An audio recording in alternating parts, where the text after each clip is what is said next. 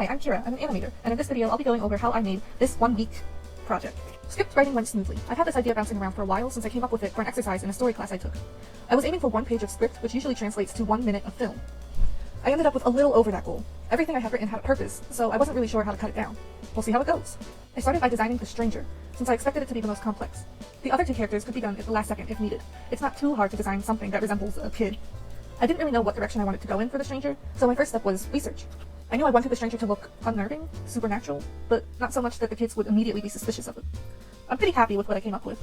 Doing a warm-up exercise was really nice, but my voice is not really that dynamic. I struggle to maintain a voice for a character. Hopefully, maybe that will come with practice. Casual projects like this would be good for getting more practice doing that, especially with how low pressure they are. I played with GarageBand for some effects on the stranger's voice. There were some good options, but it's not nearly as flexible as I'd like, but it does expand my vocal range, and how many voices I could do on my own. I roughed out the visuals and then went ahead into the backgrounds too. It felt more natural than going on to do the poses, because I really wasn't in the mood that day. And doing so should give me more time to animate the key poses tomorrow. So I got the key poses drawn, but was too tired to get as far into refining them as I hoped to do. I'm starting to feel like I signed myself up for more than I could reasonably achieve in this time frame, but I'll motor through and see what I can really do. Okay, so I definitely surpassed the 2-hour time allotment I had scheduled for myself each day. It took me all day to add the breakdown drawings and do the cleanup, even though I simplified the style in the end. I decided to put off lip syncing for tomorrow. Lip syncing went smoothly. I kept it lazy and minimal, just trying to get the job done. The sound layer in CaliPeg, the animation app that I use, was really nice.